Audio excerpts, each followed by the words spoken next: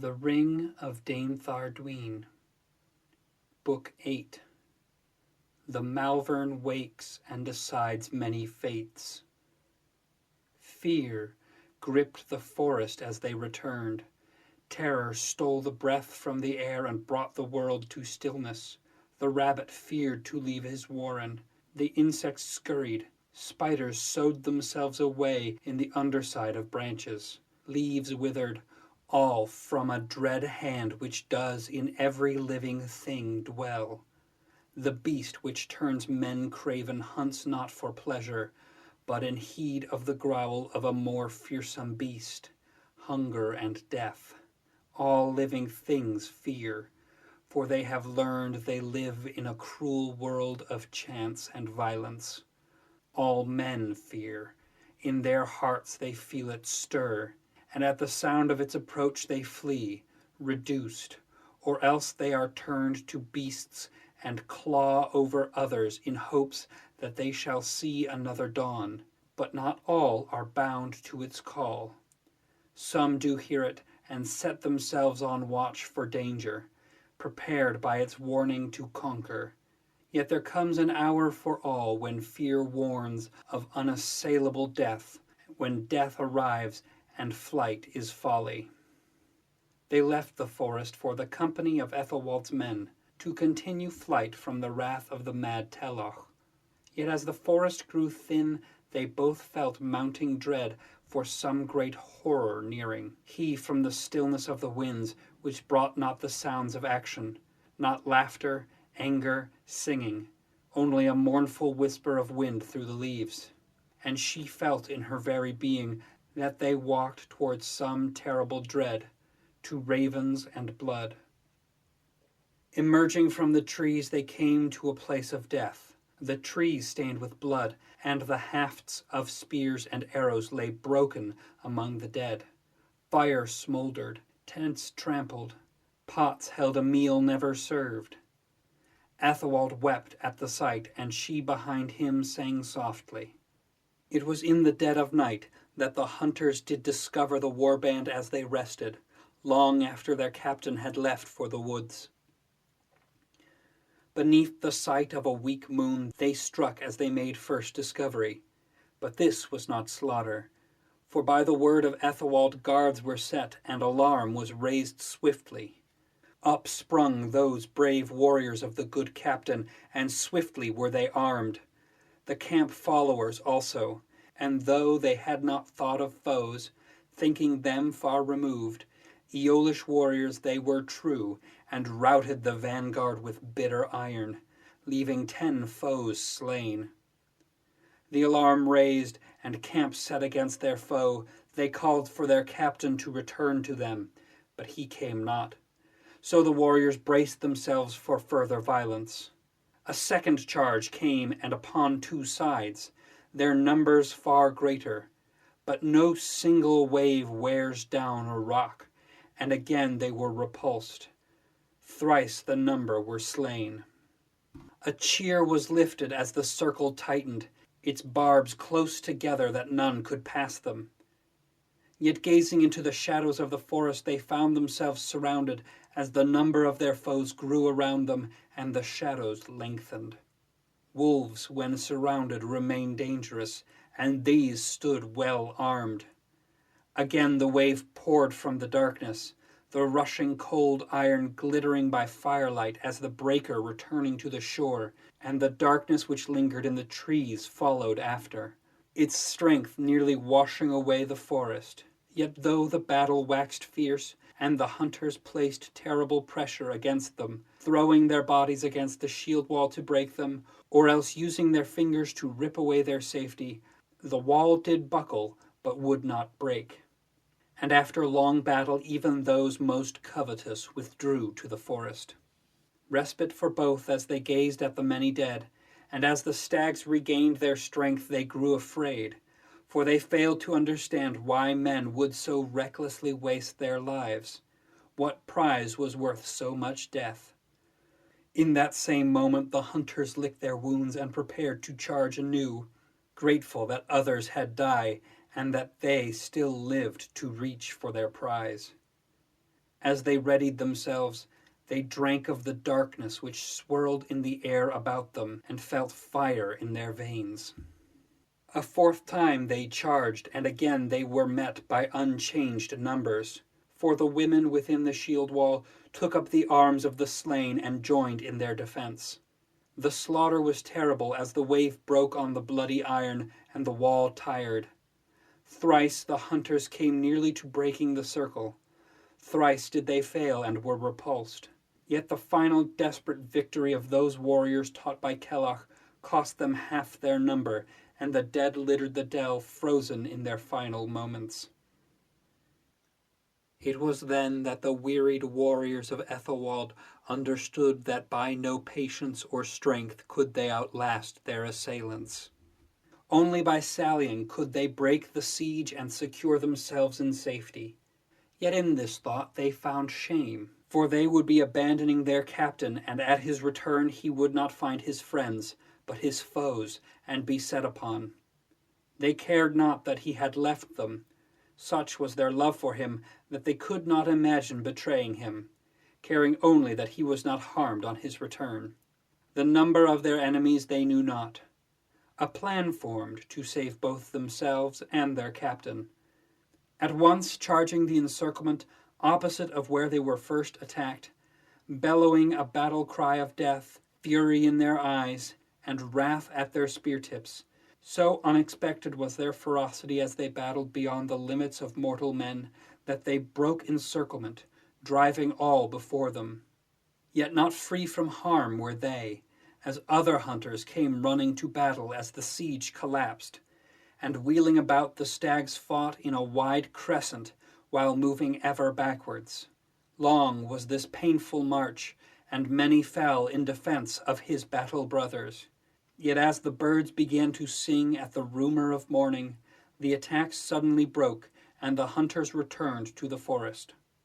Of the 150 exiles following Aethelwald, fewer than 40 remained. Yet proud would they be to know that of their foe 200 were slain. The many hunting hounds which remained broke the battle at the call of their master, who, in watching the beleaguered retreat, felt not the presence of Aethelwald, and so called back the hunters that they would search the dead. This master cared little for the prize offered by the Telach, only the ring he thought near. Long did they search, moving the dead with little care and taking what valuables they could find, oftentimes discarding limbs far from their bodies, stealing rest from both friend and foe alike. Such were the mean hearts of the suitors that they thought themselves fortunate that fewer stood to claim the prize. After many hours of stillness, there was suddenly a rush as men claimed the discovery of Aethelwald's corpse. They wrestled in the mud and brought forth their daggers that they alone might claim bounty of the dead. Yet they reckoned without their master. At his coming the fighting ceased, fearful that he might claim the prize won by their toil, each knowing in their heart that they possessed not the strength to refuse him. Their master spoke.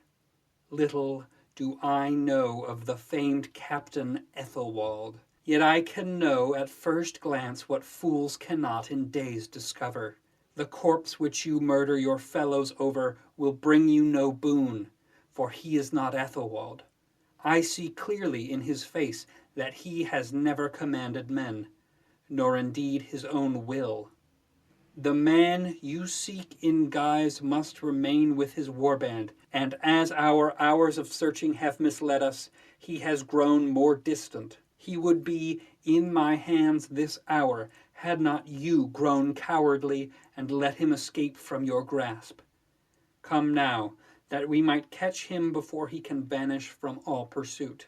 Yet the suitors were enraged, for he had given order to break battle when they were certain of victory, and forced them to search so long for a prize which could no longer be possessed. They abandoned their pursuit. The hollows of slaughter awakened them to the dangers of continuing further. Together they devised a plot by which to force the Telach to surrender that which they desired, removing the head of the false Aethelwald. The master, disgusted by their lecherousness, left them for his task. For he was the hunter, reborn, and his mind was bent upon returning the ring which had once sat on the finger of a woman he had long ago forgotten. It was this scene of terrible violence which Aethelwald and Ilulean discovered when they returned to Eoland. The scale of loss was beyond tears, and he fell to the earth, shocked at the horror. Ilulean took her first steps into Eoland, without anchoring herself in the lands of the Baith since her long flight from the hill of Hala, and the horror of that day returned to her as she saw and felt the suffering in the earth, the world of men as harsh as she remembered. Aethelwald rose from his place on the earth, a cold fire burning in his heart as he put his sorrow into a distant corner of his mind. There was work to be done. He took an abandoned axe and apologized to the earth for all which had happened, asking for it to grant him some of its wood that he might cleanse the crime and give proper rest to the dead. This the earth gave to him, as vines great as tree trunks grew from the ground, and freely gave themselves for the cutting. And Aethelwald did cut them, moving at such speed that by the approach of night he had made biers for every man and woman who had followed him through many years of hardship. Then he cleaned their wounds and placed them properly upon their resting place, the fallen suitors removed far from the dead braves. Yet he did not raise a mound above those whom he had loved. Instead, he set the biers ablaze as the night was in its deepest darkness. For they who had been exiled from their homes would not in that same earth be placed. To the skies were they given, to ever after roam free above the land which had rejected them, and see all the world beneath them. Then did he go to Ilulean to thank her, knowing that she had convinced the earth to give him succor, by which he could give his people rest. The inferno rose high above the trees, a towering fire whose glow was seen in all of Eoland. A second sunrise it seemed, but wholly wrong, against the order of the world. Men saw the blaze and wondered, or else were moved to terror, believing the gate of the fiend was opened. In the halls of the Telach of Wee Agla, the beleaguered leader sat on his high mead bench as the blood-soaked suitors sought to persuade him that the head they held before him belonged to the traitor and fulfilled the bounty. But the king was not such a fool that he had forgotten the face of one he had so long cherished and desired as a son.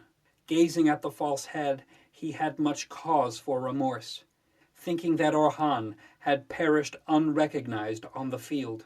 The great glow entered the hall, and all debate died, as those within saw the light as a sign of their guilt, the Telach his rash anger, the suitors their lie.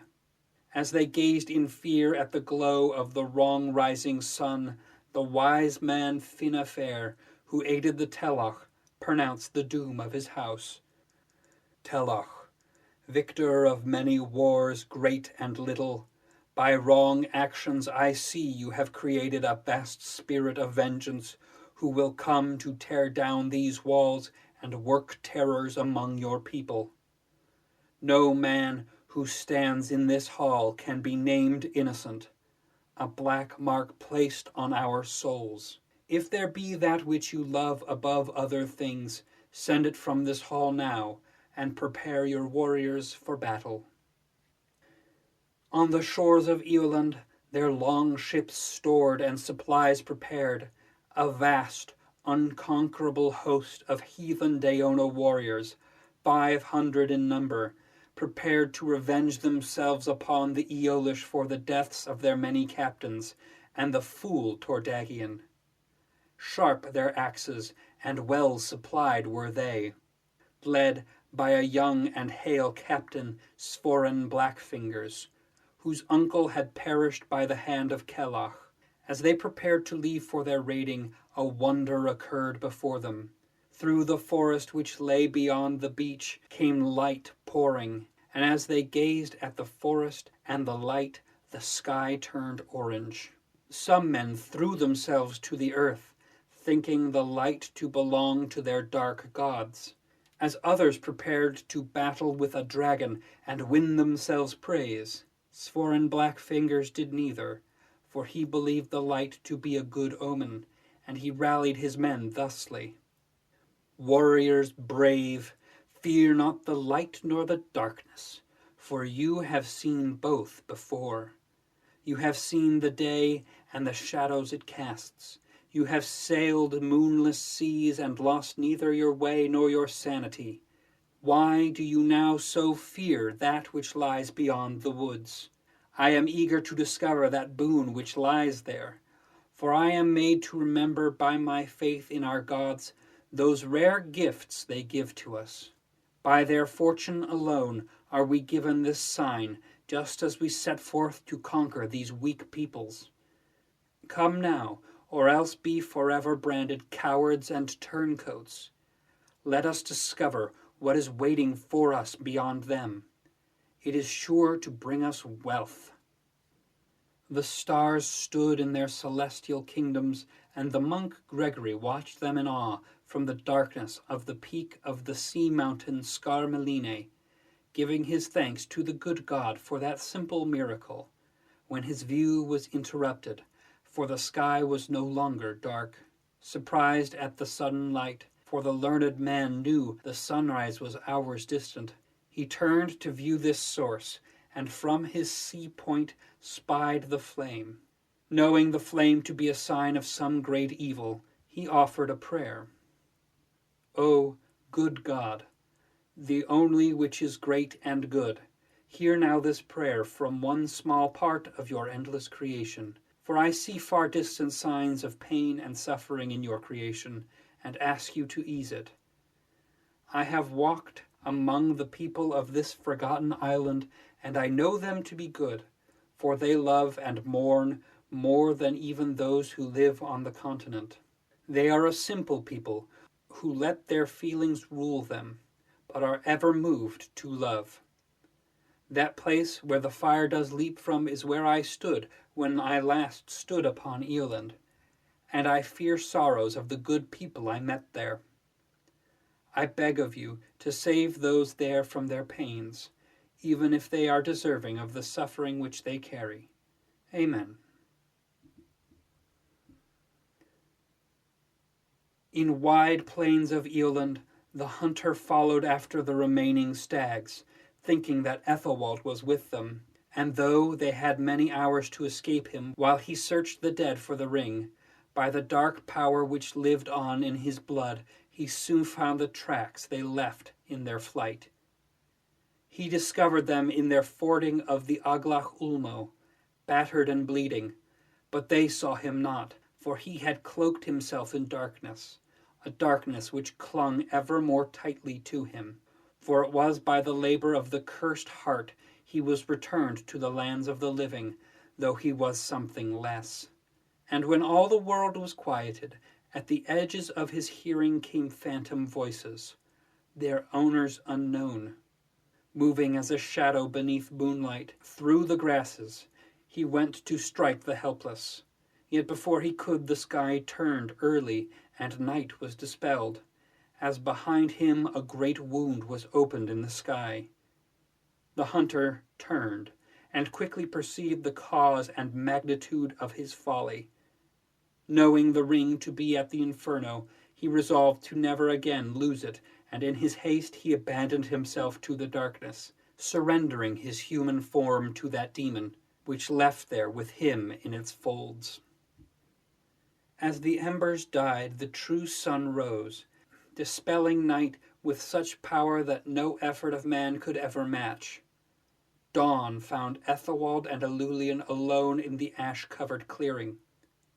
She called the wind to gather the ashes together, and he dug up earth to make a great barrow, there entombing many who had followed him.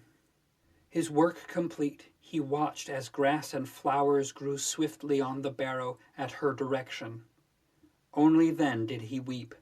The dam once broken was not stopped, and tears flowed freely from him, the first rain to fall on the grave of braves, and in falling turned the blue petals of morning to a golden hue of a weregild, so common in metals, but in flowers unseen. As he wept he clung to her, and she held him fast, knowing full well the memory of loss. Thus the two orphans stood, alone yet together, broken yet fulfilled, and when he could no longer weep, she spoke to him. The lot of man is one of sorrow, for we are cursed with the wisdom that we are mortal beings and our time here is measured, parcelled, and used in pieces far too small for satisfaction. How cruel it is that we are given so little, and the power which does rule does not permit us to spend each moment of the allowance with those we love in health and cheer.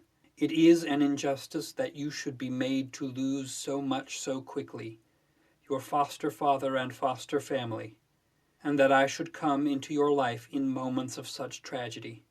By right these hours deserve to hold only joy for us both. Long should we have held each other before the dark clouds dared gather, before trials and pain found us, before violence, murder, and death. Mindless cruelty has fallen on those who you have loved and deprived them of the only thing which each person can truly possess, themselves. Yet in this day of depredation I have found that self-same hope to which I had clung to since the black day of the burning, a good man.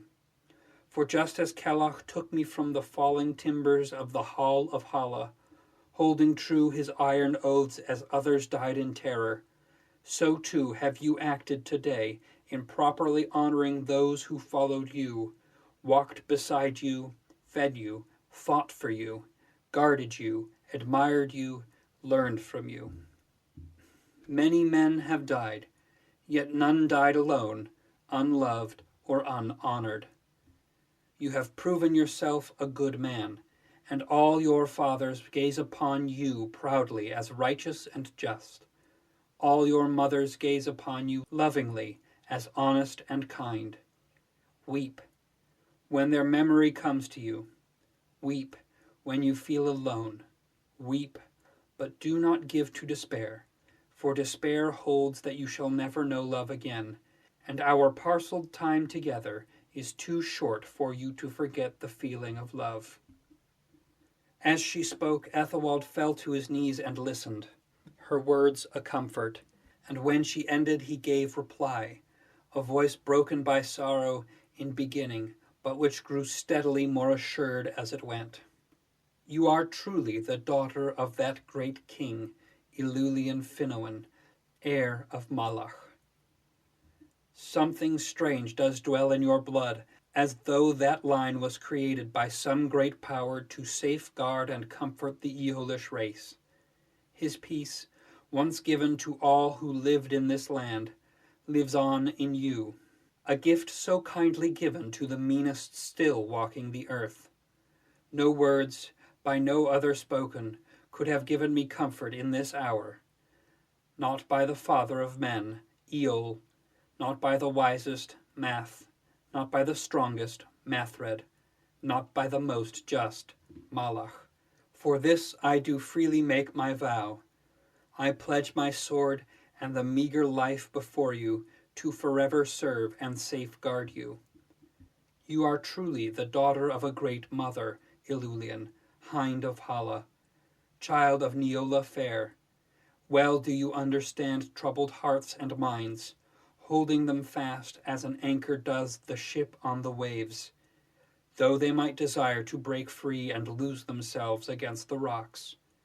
For this kindness I give to you my heart and its love.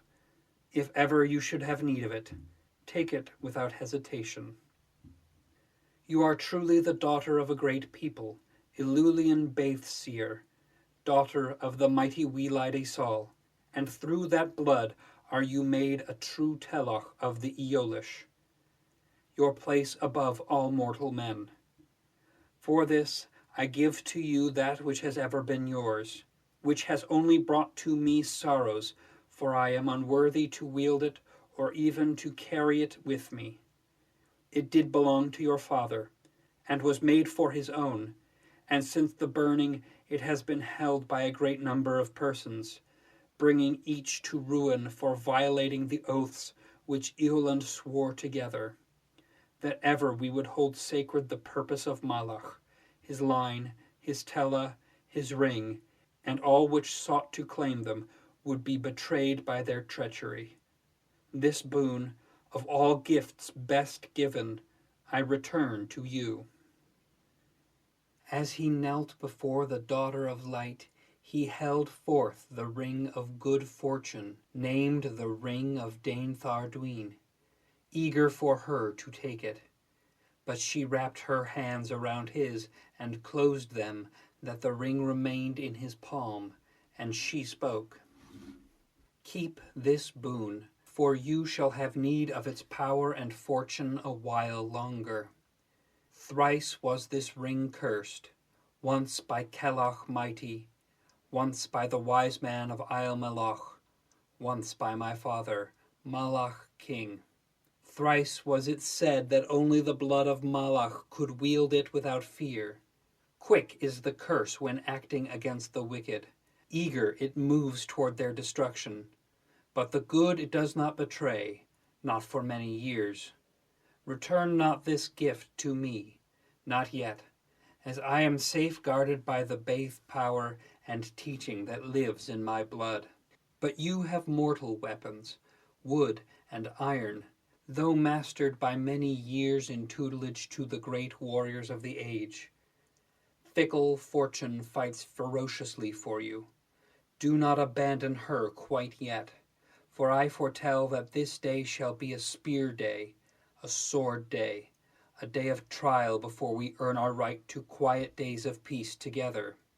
The other gifts you vowed to me I accept with the full joy of my heart, and return them in equal measure. You were chosen to break many spells of the other world, well concealed. You brought me back to the lands of my father, my mother, my home. Feats worthy of the greatest of Aeolish heroes, and nothing but gratitude eternal can be given for your labors. From the moment which you blundered through the forests of the Baith lands, my heart has rested with you, and my love has belonged to you. I have watched over you every night since our meeting. How afraid I was when you returned to that hall where a bride in reward was waiting. For in my mind I feared you thought me but a dream, and would take her for your own. So overjoyed was I when you refused her, that 1,000 times 100 flowers bloomed over this land. 50 times 100 fawns were calved. 10 times 100 fields brought forth unmatched bounty. 5 times 100 groves bore tender fruits, and 10 sweet water showers came to this land to give succor to those needy crops. I know not what future days will bring us, save toil and pain. Yet I know that I would be bound to you for all time, and when the hour is right and our lives at peace, I do hope to join together in marriage our meager parcels of time. There beside the barrow they did plight their troth, promising what little they owned to each other, for which the barrow is named the Barrow of Golden Flowers, or the Barrow of the Promise, or the Barrow of the Loyal. There they did hold each other for many moments, the world being only what they found gazing back at them. No peace lasts all days, and to the barrow clearing came first the sound of far distant violence, followed soon after by the 500 Daona warriors under Svoren Blackfingers, who quickly did encircle the couple. These warriors heathen did desire that dark deeds be wrought against the couple, but Blackfingers stopped them, speaking, "Curses be brought on those who would defile the messenger of the gods terrible. They shall make the fields of your fathers such that that which they pull from the earth shall break into black ash in their mouths and leave them parched. Yet the fathers of blackguards shall gain no respite from their thirst in wells, for they shall be turned into salt water, that your fathers be blinded. Nor shall the fathers drink from the milk of cows, or of horses, or of goats, for they shall give only their bile to the fathers of sons who outraged the gods. Your brothers shall go lame, your sisters barren, and in all days ever after you will sit in halls cold, for no fire will warm your bones. Traitors you shall be. Instead, honor those we have found at the place of the second son. Give to them much and more. Would you have them tell our vengeful gods that we so mistrusted them as to leave them hungry? To these most beautiful messengers I do humbly present myself. Svoren black fingers from the waters of Vrak in the old country of Deona, favorite of the god Freyar in my youth. Such reason for our coming to this poor land you must already know, for we must revenge ourselves upon those traitors and oath-breakers who did murder our captains, sacred wayfinders, when offering to them brides of weak Aeolish stock. You know our laws, and as no were-guild was given, we must seek our redress by further violence. For this reason we have come, and for this reason you have been placed upon this earth. Tell me, bright ones, where stands the dread traitor to honor named Orhan, who leads the warrior stags, and what fates have befallen the weak king of the weak Agla? Made unafraid by the love which stood beside him, Aethelwald stood ready for that host, but in finding their desire to seek simple answers, he gave them freely.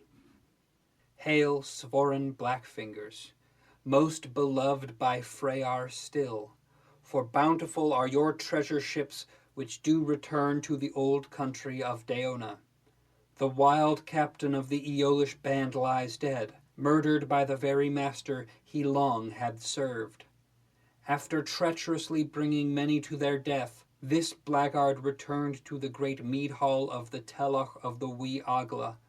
There he was met by a mighty feast, which did bring shame on all other gatherings of man, the king celebrating his treacherous cunning. Treachery is restless, and thieves hate their fellows for their meanness.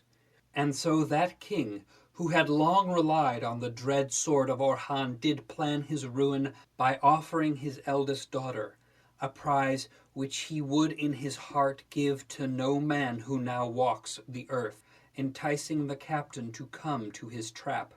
The foolish captain came, was betrayed, and died, and following his folly, the men he led died too. Of the Telach who slew him, he yet sits upon his seat, but the poor king shall soon discover his seat is not so secured as he dreamt it, and by arrogance he will be toppled. Much of what you came to this lonely isle to do has already passed, or else is fated by the gods to come soon.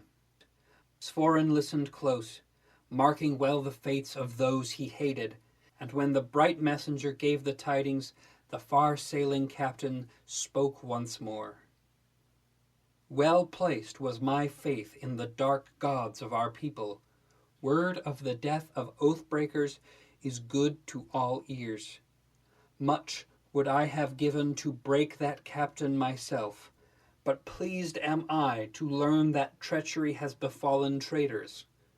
Of the weak king I am more pleased to hear word, for he is yet among the living, his position unsafe.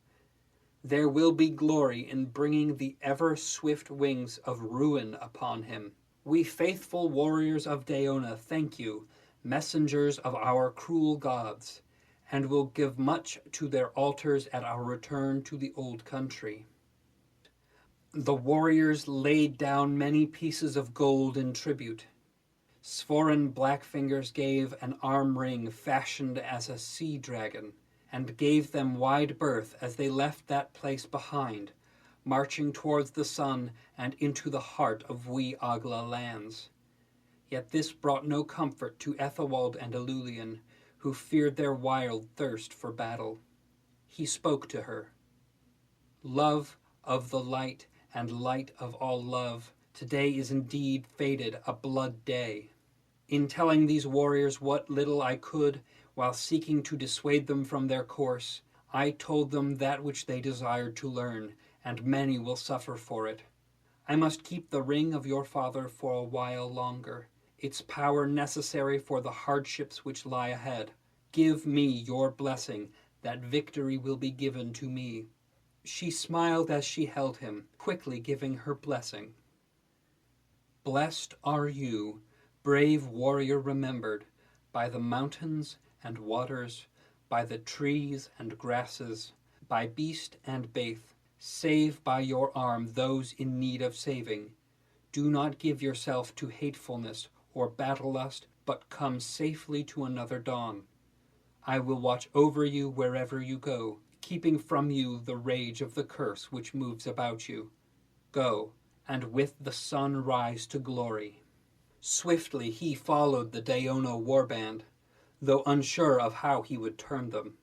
A sword he had on his hip, bright iron and bone-hilted, Kelloch's iron, blade of the high Telloch. A shield he carried, strong wood and dark. A crested helm inlaid with gold he wore, its dread face a grave white. Banded leather he wore beneath a cloak of furs, thick enough to slow axes.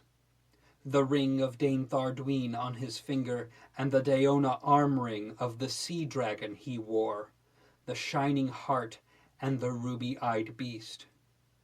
A strange strength he found in his limbs, so swift that the wind lagged behind him, and no word of his approach came to either Aeolish or Daona, for he was faster than the rumor of his passing. He came to the great hall of the wee Agla before the sun had fallen from her high seat, and knew to give thanks to his love for his feet. He gave himself only brief rest before steeling himself and entering the dark hall. Ages of men seemed to have passed through the home of Rolaloch Gwynner Dwi. Dark and dim it had become, filth and rot in the wood, its tables upturned, and the remains of a feast lay scattered about the floor. In strolled Aethelwald, sword drawn and shield ready. In strode Aethelwald, his helm on and hackles raised. In strode Aethelwald, and sadness seized him. He passed the place where Kelloch fought his final battle, where was delivered the fatal wound. He passed the mead bench, where often he was given to revelry beside brave companions and honored friends. It was as though he was a soul, freed from his barrow and given to wandering the lands he had known 10 lifetimes from his dying.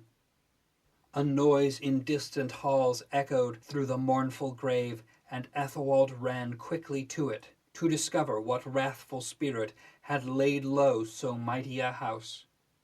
Stalking through the dead home, he came upon 3 men with soiled garments and soiled souls, who with sword and table battered away at a door behind which came the lamentations of women. Of these wretches he made short work, for his sword was made of innocent iron, which had never been used to wrong ends. As a bolt of lightning in a summer storm, he fell upon them, spilling their blood, but none of their blows found him. Then he cleaned the blaze of their filth, for he would not let it stain the bright iron. And as he cleaned he sang, clearly, and with the boldness which no thief can claim. When the song finished, he spoke softly to the door. Gentle, gentle, fear no harm, for I have come to guard you. Do not open that door if you fear you cannot trust me. It is a good door and well made, withstanding much violence. Proud can that craftsman be. Do not surrender that last safeguard, but I pray that you will speak to me, for there is much I am eager to hear. I desire to learn what has passed over once so mighty a hall, brought to ruin swifter than a man might walk to the Aglach Ulmo. What of your Telloch? What of his children? Do they still number among the living? Where stands the bodyguard which counted 200 loyal men? Are they slain, or has some sudden violence brought them to follow ruin? These things I must know before I may defend your lives." From beyond the door came a voice weary from anguish and long living in fear. "Warrior, flee this cursed hall and the wretched wee Agla. Waste not your life in its defense.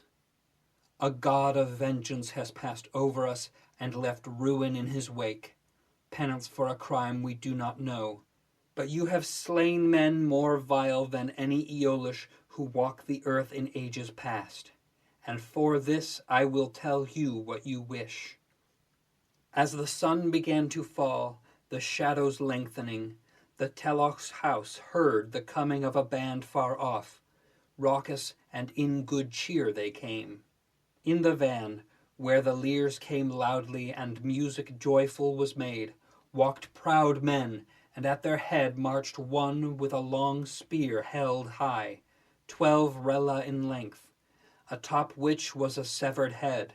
It was to this mournful object that mockery was given, bloodied, muddied, and broken. The Telach, told of the sight, knew that the many suitors had failed to slay him which they were meant to. For had they killed that brave captain of men, they would have cleaned their trophy, that all who looked upon it knew instantly that they were victorious in their task. Yet still the Telach prepared their welcome. The household bodyguard gathered to him, that he might see plain the cause of their failure. They entered into the hall as a storm, brash and boastful in their achievement, demanding drink, coin, and the daughter promised them. They plucked the head from the pike as though an overripe fruit, and laid it down at the table of the Telach, disfigured, ugly. Then these would-be husbands gave a great cheer, sitting themselves down around the mead benches, and began to order food and mead brought to them as though they had joined those timbers they sat under. They asked the Telach, whose rage was great at such disrespect, how he liked the head of Orhan, miserable in its condition. False were these men who boasted victory in the field, claiming their enemies slain, though they took the first head which resembled it, pretending that the wraith no longer stalked their doors and watched their halls. The Telach answered them. He was greatly displeased by the head which rested at his cup, knowing it to be false.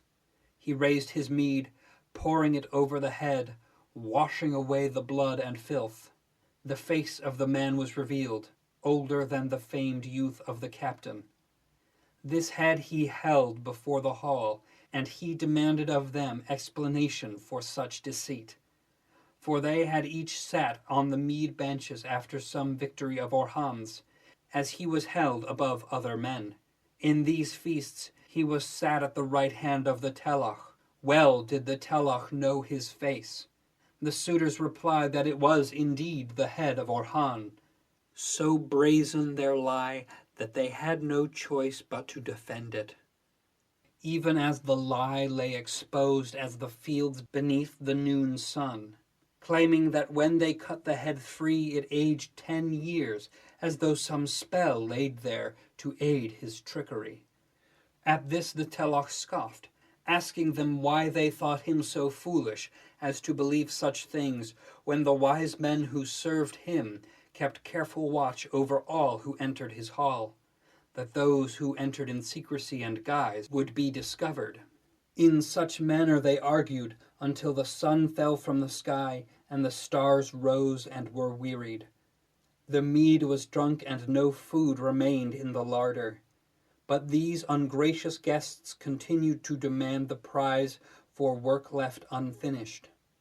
They desired gold equal to the weight of an ox, silver equal to the weight of a goat, 3 herds of cattle, and the daughter Sherdei to be the bride to each of them in turn.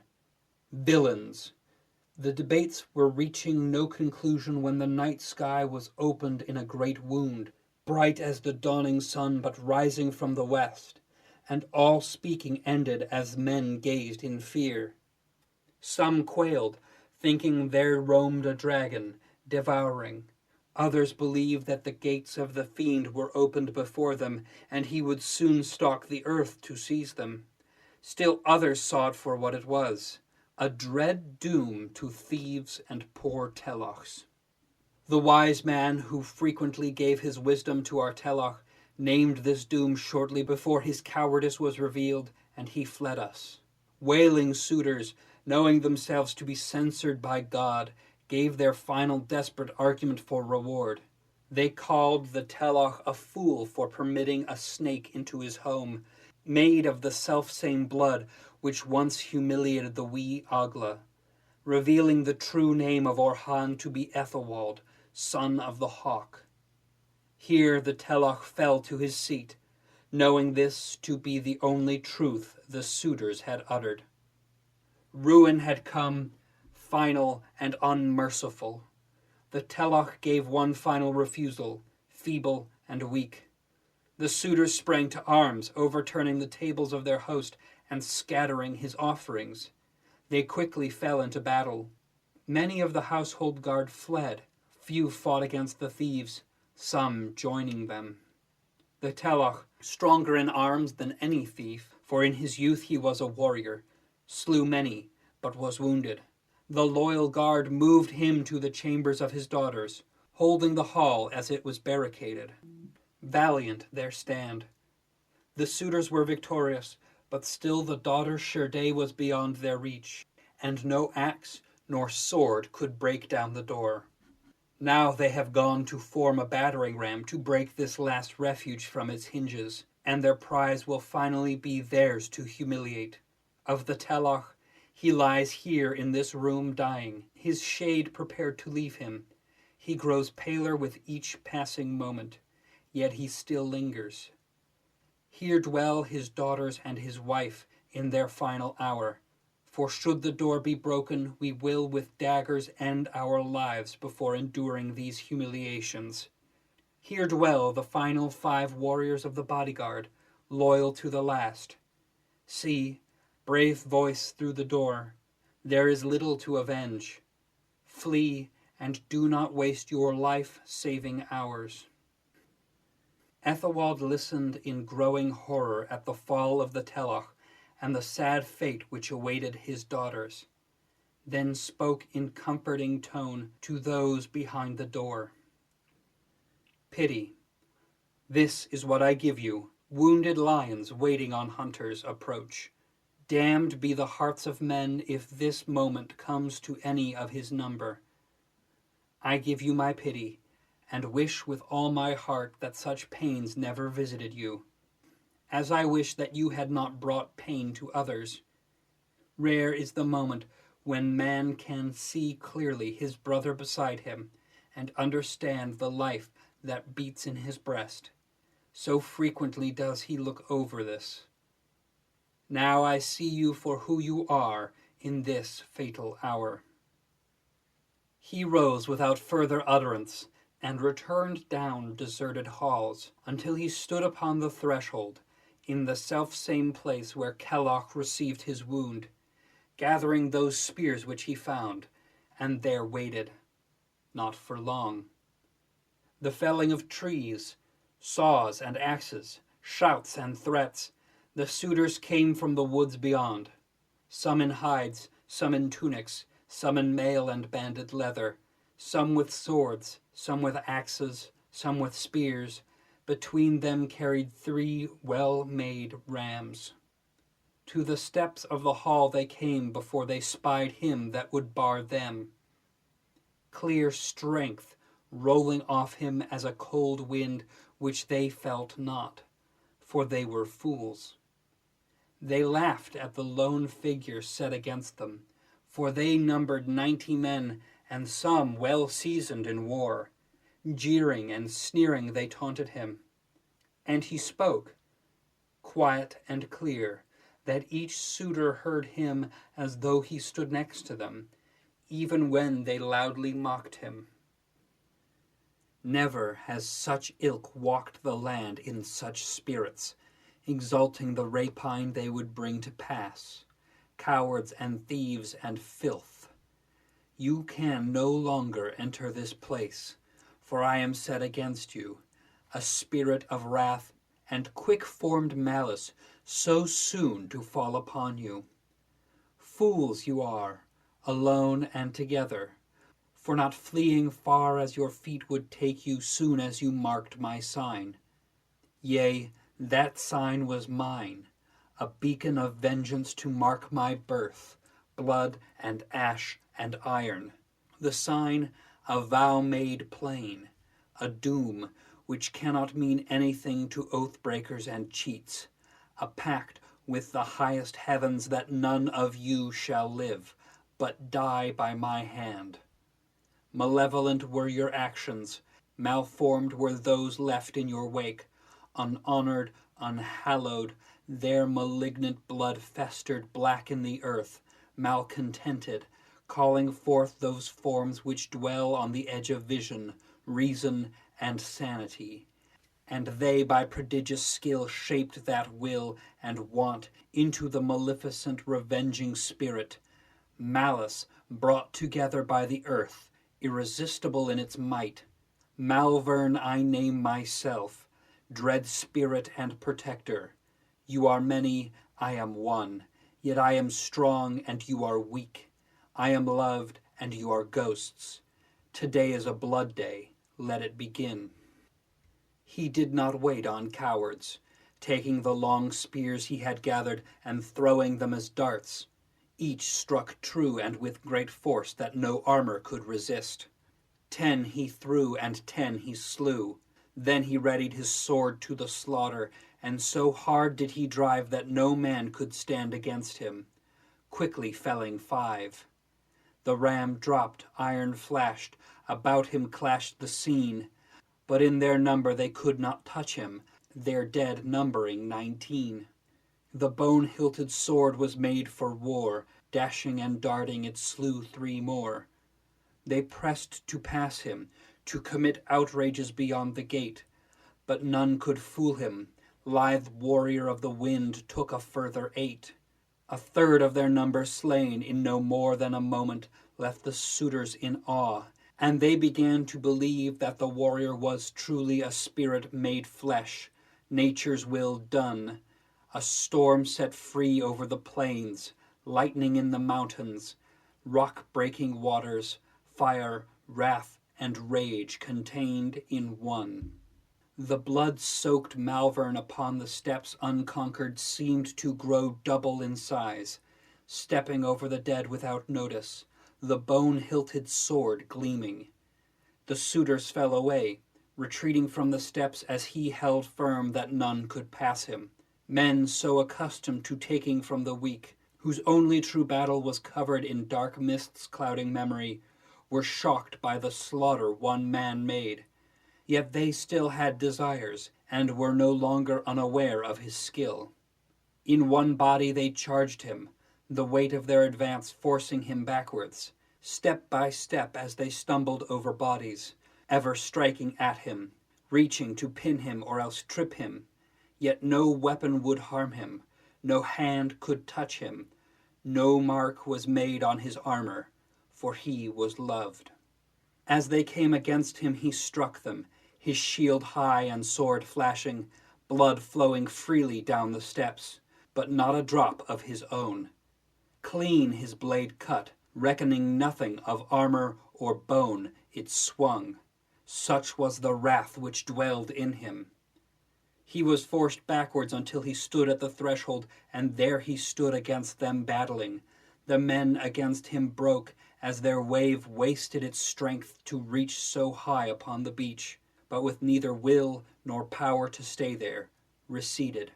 The suitors broke at this highest point, fleeing the field, their distant dream not worth the singing bone-hilted blade. 49 of their fellows left dead behind them. Aethelwald alone remained among the dead, unmarked, unharmed, red and mighty. None lay living by his fell arm, as he struck ever true. About him were littered the mangled, and he felt himself, Vengeance made flesh above what was no longer men, furious and powerful, and he desired it no longer. He left his rage and terror behind him on the steps, among the bodies and the blood, for he had none left in him. And when he turned from the scene and entered the hall once more, the Malvern came not with him. He went not far into the hall before sounds of death and pain came to him. He thought these at first to be the suitors returning fresh in their desire, but the roar came too loud. The Daona had come. From the trees surrounding poured the warriors with no order. The fleeing suitors driven before them were slain on the lawn before the hall. None remained. Aethelwald knew he could not again summon that rage, and desired it not. With all the speed remaining in his body, he ran to the chambers inside, and one-handed forced open the doors, revealing a forlorn scene. Inside were 12 desperate men and women, tattered and bloodied, exhausted and defeated, about a fire whose smoke roiled above them and streamed through the door and into the hall, dimming the chamber. 5 men sat with spears at their side, well mailed but frightened. 5 women wept unending tears, the 3 daughters of the Telach and 2 servants. 2 sat closest to the flame in each other's arms, she in flax and lace well kept, gold lay in her hair, he in stained long robes, which before had marked a king, but now marked a beggar. The Telach Rololoch Gwynner Dwi lay dying of slow wounds, given him by a man who knew not how to kill. His shade was nearly surrendered, his brow fevered. Aethelwald strode into the house of mourning. The men rushed to their arms, and the women to the daggers that in death they would be unconquered, as they had vowed they would. Speaking quickly that death might not descend on so many, Aethelwald gave order. Stay your hands. Give not yourself to death before you hear me. Do not give that ending more lives than he already has in his possession. I am no suitor. I bring no harm to you who are innocent of all crimes. I am that warrior who spoke to you from the hall so recently, he who cleared your home and guarded your threshold. I bring word that the suitors who plagued your home lay dead, many by my hand, but others not so. A host of Daona warriors have come to lay low this house in revenge for the deaths of their captains. They now stand outside. No door can hold against them. This hall is doomed, but your people need not be. Choose now, your life or your death, which is dearer to you. You may take the only gift you were ever given and return it to the god, or else live to battle for this creation another day. They chose thusly. 2 warriors, wearied from battle and no longer willing, sat down and plunged daggers into their hearts. The servants did so also, no faith that they might escape the host surrounding. 2 of the daughters of the Telachs despaired at word of the Daona, daggers drinking their blood. Empty the once joyous hall. But Sherde would not abandon herself, taking her dagger only as a guard. She and the remaining bodyguard followed the figure from the hall, their hearts a storm. As they left, the fierce wife of the Telach took from the fire the blazing logs and set her home alight. The crackling fire tore through the home. Beds burned and wood groaned as the great pyre of a great warrior began to blaze, digging its fingers into the timbers, breaking, gnawing, growing so mighty as to melt gold, silver, and iron. The Daona outside halted and looked on the building in awe. Their rage stayed as their enemy reduced their home to ash, rather than letting it fall into their hands. Aethelwald and those few who chose to live despite the toils fled the hall by a side door and into the woods so near. They ran until their limbs weighed them and their breath was bitter, the thought of taking one more step hateful to them. They fell and rested. Their guide stood waiting until they were prepared to run further. Chests heaving, they shut their eyes and sought to calm their hearts. Yet they had little rest, for soon after their coming another strode proudly from the trees, eager for battle. Large was he, powerfully made. He wore a fierce helm carved with many runes and dancing wolves. Of many brown pelts was his cloak made. Little leather wore he, but instead a coat of mail entire. Rich must be the people with so much iron. His sword drawn, his shield ready, he came for battle. Sworn Blackfingers, captain of many ships. 2 guards sprang forward before Aethelwald could stop them, and were ended by rapid blows. The 3rd took Shirday behind him, slowly retreating as the proud and battle-lusting warrior spoke. I thought the Aeolish people to be cowards to the man. How else could they slay so many captains only by treachery? But today I saw a king burn his home and his kin to ashes, rather than fall into our avenging hands. I thought that such a man must surely be born of the same hot blood that flows in me. Though treacherous, I did pray to my dark gods for him, for this is the same which I would do were I too weak to defend my family. Rising from my prayer, I saw figures fleeing into the woods behind the home, and I was enraged, believing that the king set his home ablaze only to distract my warriors as he fled. Further was I enraged that I had only discovered this treachery after praying for him. The gods would think I commended a coward, making me a fool. I pursued after you, my many men following me into the woods, but though we ran hard, you were ever before us, and I thought to myself that surely an entire household could not make such speed. I sped ahead of my host. Far quicker am I to those who lumbered after me, and in following your fleet tracks I counted them, discovering your small number. Hope was in me once more, for I could see that these were but a small number fleeing the king's final act, the courageous burning of his hall. This would make you cowards. You certainly fight like cowards, and that which cowards possess will naturally come to be the property of brave men. You may as well give it to me before you dirty it with your blood. I see that one of your number is prepared to run further with that ill-gotten bounty, but the other seems willing to give me battle, though only for a moment.